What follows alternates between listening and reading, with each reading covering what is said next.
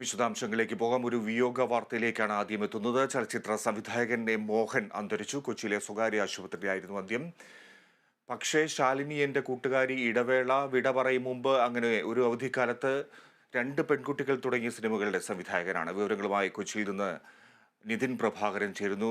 നിതിൻ, ആ, സിനിമയിൽ വളരെ സജീവമായിരുന്ന ഒരു വ്യക്തിത്വം, നല്ല സിനിമകൾ, ക്ലാസിക് സിനിമകൾ, സൂപ്പർ ഹിറ്റ് സിനിമകൾ മലയാളിക്ക് സമ്മാനിച്ച സംവിധായകൻ. എങ്ങനെയായിരുന്നു അദ്ദേഹത്തിന്റെ അന്ത്യം? വിജി അസുഖബാധിതനായി കൊച്ചിയിലെ സ്വകാര്യ ആശുപത്രിയിൽ ചികിത്സയിലിരിക്കെ അല്പസമയം മുമ്പാണ് സംവിധായകൻ എം മോഹൻ വിട പറയുന്നത്. ഫിജി പറഞ്ഞതുപോലെ ഒരുപിടി ക്ലാസിക് സിനിമകൾ മലയാളിക്ക് സമ്മാനിച്ച ഹിറ്റ് മേക്കർ എന്ന് നമുക്ക് വിശേഷിപ്പിക്കാൻ കഴിയുന്ന സംവിധായകനെയാണ് മോഹന്റെ വിയോഗത്തിലൂടെ മലയാളിക്ക് നഷ്ടമായത്. പക്ഷേ ശാലിനി, എന്റെ കൂട്ടുകാരി, ഇടവേള, വിട പറയും മുമ്പ്, അങ്ങനെ ഒരു അവധിക്കാലത്ത് രണ്ട് പെൺകുട്ടികൾ തുടങ്ങി മലയാളിക്കര ഏറ്റുവാങ്ങിയ അല്ലെങ്കിൽ ഹൃദയത്തോട് ഏറ്റെടുത്ത ഒരുപിടി ചിത്രങ്ങൾ മലയാളിക്ക് സമ്മാനിച്ചാണ് അദ്ദേഹം മടങ്ങിയിരിക്കുന്നത്. അങ്ങനെ ഒരു അവധിക്കാലത്ത് മുഖം, ശ്രുതി, ആലോലം, വിട പറയും മുമ്പ് എന്നീ 5 സിനിമകൾക്ക് തിരക്കഥയും അദ്ദേഹം എഴുതിയിട്ടുണ്ട്. ഏറെ നാളായി അസുഖബാധിതനായി ചികിത്സയിലായിരുന്നു. കഴിഞ്ഞ ദിവസമാണ് എറണാകുളത്തെ സ്വകാര്യ ആശുപത്രിയിൽ പ്രവേശിപ്പിച്ചത്. അസുഖം മൂർച്ഛിച്ചതിനെ തുടർന്ന് അല്പസമയം മുമ്പാണ് അദ്ദേഹത്തിന്റെ വിയോഗം ഉണ്ടായിരിക്കുന്നത്. തൃശൂർ ജില്ലയിലെ ഇരിങ്ങാലക്കുട സ്വദേശിയാണ്. തന്റെ രണ്ട് പെൺകുട്ടികൾ എന്ന സിനിമയിലെ നായികയായ അനുപമയാണ് അദ്ദേഹത്തിന്റെ ഭാര്യ. മലയാള സിനിമയുടെ എക്കാലത്തെയും സുവർണകാലമായ 80കളിൽ മുൻനിര സംവിധായകനിൽ ഒരാളാണ് അല്പസമയം മുമ്പ് വിട പറഞ്ഞ എം മോഹൻ. എന്തായാലും അദ്ദേഹത്തിന്റെ വിയോഗം മലയാള സിനിമയ്ക്കും സിനിമാ മേഖലയ്ക്കും വളരെ വലിയ നഷ്ടമാണ് എന്ന് തന്നെ നമുക്ക് പറയാൻ സാധിക്കും. ഒരിക്കൽ കൂടി ഞാൻ പറയുന്നു, ഫിജി നേരത്തെ പറഞ്ഞതുപോലെ ഒരുപിടി നല്ല സിനിമകൾ മലയാളിക്ക് സമ്മാനിച്ച, അല്ലെങ്കിൽ ഒരുപിടി നല്ല സിനിമകൾ അഭ്രപാളിയിൽ എത്തിച്ച സംവിധായകനാണ് എം മോഹന്റെ വിയോഗത്തിലൂടെ മലയാള സിനിമയ്ക്ക് നഷ്ടമായിരിക്കുന്നത്. ഫിജി, ശരി നിതിൻ, ഇപ്പോൾ കമലേഷും നമ്മോടൊപ്പം ചേരുന്നു. കമലേഷ്, ക്ലാസിക് സിനിമകൾ അത് സൂപ്പർ ഹിറ്റായി ഒരുക്കുക, സംഗീത സാന്ദ്രമാക്കുക, അങ്ങനെയാണ് അദ്ദേഹത്തിന്റെ ചിത്രങ്ങൾ നമ്മൾ കണ്ടിട്ടുള്ളത്. ഇപ്പോഴും അത് ആവർത്തിച്ച് കണ്ടുകൊണ്ടേയിരിക്കുന്നു. ജനഹൃദയങ്ങളിൽ അതുപോലെ പറ്റിച്ചേർന്ന ഒരു സംവിധായകനും സിനിമകളും. എങ്ങനെയാണ് മോഹന്റെ വിയോഗം മലയാള സിനിമയ്ക്ക് നഷ്ടമുണ്ടാക്കുക? ഫിജി, തീർച്ചയായും മലയാള സിനിമയെ സംബന്ധിച്ച് നികത്താനാവാത്ത ഒരു നഷ്ടം എന്ന് തന്നെ സംവിധായകൻ മോഹൻ്റെ വിയോഗത്തെ കാണേണ്ടി വരും. 80കളിലെ സംവിധായകരുടെ ഒരു ലിസ്റ്റ് എടുത്തു കഴിഞ്ഞാൽ അതിലേറ്റവും പ്രഗത്ഭരായ ഹിറ്റ് സംവിധായകരുടെ കൂട്ടത്തിലെ ഏറ്റവും പ്രധാനിയാണ് മോഹൻ എന്ന കാര്യത്തിൽ യാതൊരു തർക്കവുമില്ല. നിരവധി ചിത്രങ്ങൾ, അതായത് മലയാളി സിനിമാ ആസ്വാദകരുടെ ഹൃദയത്തിൽ എക്കാലവും തങ്ങി നിൽക്കുന്ന നിരവധി ചിത്രങ്ങൾ, ശാലിനി എൻ്റെ കൂട്ടുകാരി, അതുപോലെ തന്നെ പക്ഷേ, രണ്ട് പെൺകുട്ടികൾ അടക്കമുള്ള നിരവധി ചിത്രങ്ങളാണ് അദ്ദേഹത്തിൽ നിന്ന് നമുക്ക് മലയാളത്തിന് ലഭിച്ചിട്ടുള്ളത് എന്നത് ഏറ്റവും പ്രധാനപ്പെട്ട ഒരു കാര്യമാണ്. അതോടൊപ്പം 5ഓളം സിനിമകൾക്ക് തിരക്കഥയും അദ്ദേഹം എഴുതിയിട്ടുണ്ട്. അതോടൊപ്പം പി വേണുവിൻ്റെ സഹായി എന്നുള്ള നിലയിലേക്കാണ് അദ്ദേഹം മലയാള സിനിമാ മേഖലയിലേക്ക് കടന്നു വരുന്നത്. പിന്നീട് ജോൺ പോൾ, അതുപോലെ തന്നെ നിരവധി സംവിധായകൻ, മലയാളത്തിൻ്റെ ഗന്ധർവൻ എന്ന് നമ്മൾ പറയുന്ന മറ്റ് നിരവധി സംവിധായകരുടെ കൂടെയൊക്കെ തന്നെ അദ്ദേഹത്തിന് ചേർന്ന് പ്രവർത്തിക്കാനുള്ള ഒരു ഭാഗ്യമുണ്ടായിട്ടുണ്ട്. അങ്ങനെയുള്ള ചില കൂട്ടുകെട്ടുകളുടെ ഭാഗമായിട്ടും നിരവധി ഹിറ്റ് ചിത്രങ്ങൾ മലയാളത്തിന് സംഭാവന ചെയ്തിട്ടുള്ള ഒരു സംവിധായകനാണ് മോഹൻ എന്ന കാര്യത്തിൽ യാതൊരു തർക്കവുമില്ല. സ്വാഭാവികമായും മലയാള സിനിമാ മേഖലയെ അങ്ങേയറ്റം ഒരു ഒരു നികത്താനാവാത്ത, അല്ലെങ്കിൽ വലിയൊരു വിടവാണ് മോഹൻ്റെ വിയോഗത്തിലൂടെ മലയാള സിനിമയ്ക്ക് ഉണ്ടായിട്ടുള്ളത് എന്നതാണ് ഏറ്റവും പ്രധാനപ്പെട്ട കാര്യം. കഴിഞ്ഞ ഒരു വർഷത്തിന് മുൻപ് തന്നെ അദ്ദേഹത്തിന് മസ്തിഷ്കവുമായി ബന്ധപ്പെട്ട് ചില പ്രശ്നങ്ങൾ ഉണ്ടായിരുന്നു. ദീർഘകാലമായി അദ്ദേഹം ചികിത്സയിൽ തുടരുകയായിരുന്നു. അതിനിടെയാണ് ഇന്നിപ്പോൾ മെഡിക്കൽ ട്രസ്റ്റ് ആശുപത്രിയിൽ, കൊച്ചി മെഡിക്കൽ ട്രസ്റ്റ് ആശുപത്രിയിൽ അദ്ദേഹം അന്തരിച്ചിരിക്കുന്നത് എന്നതാണ് നിലവിലെ വാർത്ത. ഏതായാലും മലയാള സിനിമയെ സംബന്ധിച്ച് വലിയ ഒരു നികത്താനാവാത്ത ഒരു നഷ്ടം തന്നെയാണ്. നമുക്കറിയാം, പ്രണയമായിരുന്നു അദ്ദേഹത്തിന്റെ ഭൂരിപക്ഷം സിനിമകളിലും അദ്ദേഹം വിഷയമാക്കിയിരുന്നത്. വ്യത്യസ്ത തരത്തിലുള്ള പ്രണയം അദ്ദേഹം ആഖ്യാനം ചെയ്തു എന്ന് പറയേണ്ടിയിരിക്കുന്നു.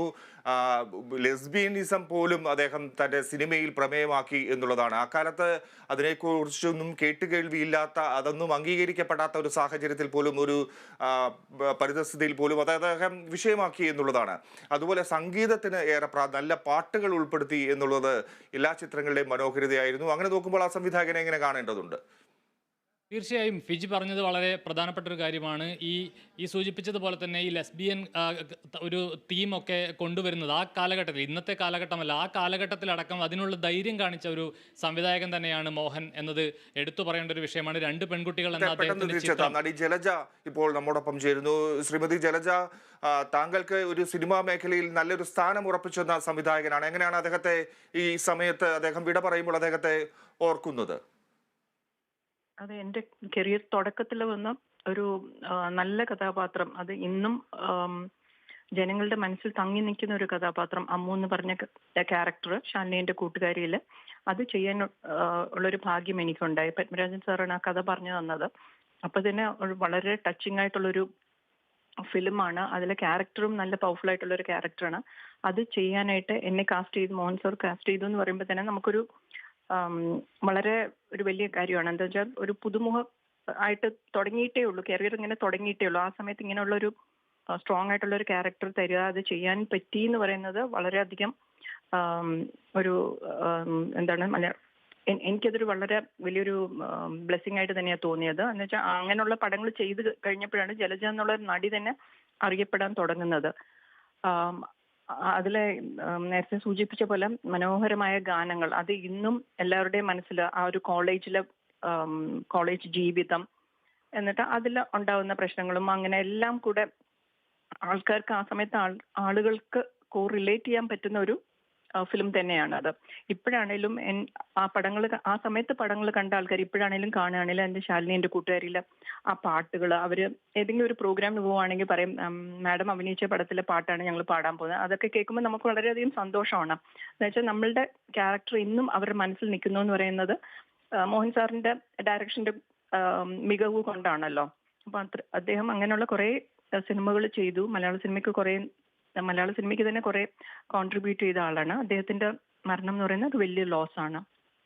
ശ്രീമതി ജലജ, താങ്കൾ പറഞ്ഞു വലിയൊരു നഷ്ടം സംഭവിച്ചിരിക്കുന്നു മലയാള സിനിമയ്ക്ക് എന്നുള്ളതാണ്. അദ്ദേഹത്തിന്റെ സിനിമകൾ പൊതുവായി എങ്ങനെയാണ് താങ്കൾ മനസ്സിലാക്കുന്നത്? താങ്കൾ അഭിനയിച്ച സിനിമകളിൽ അദ്ദേഹത്തിന്റെ സംവിധാനത്തിന് കീഴിൽ വന്ന ഒരുങ്ങിയ ചിത്രങ്ങൾ, പ്രത്യേകിച്ച് ക്ലാസിക് സിനിമകളായിരിക്കും എങ്കിലും അത് നമുക്കറിയാം, ക്ലാസിക് ഒരു വശത്ത് നിൽക്കുമ്പോൾ സൂപ്പർ ഹിറ്റ് മറ്റൊരു വശത്തേക്ക് പോകുന്നു എന്ന് പറയുന്നത് രണ്ടും കൂടെ ഒന്നിൽ അപ്രപാളികളിൽ പതിപ്പിച്ച ഒരു വ്യക്തിത്വമാണ്. കൂടുതൽ സംഗീതം, നല്ല പാട്ടുകൾ ഉള്ള ചിത്രങ്ങളാണ്.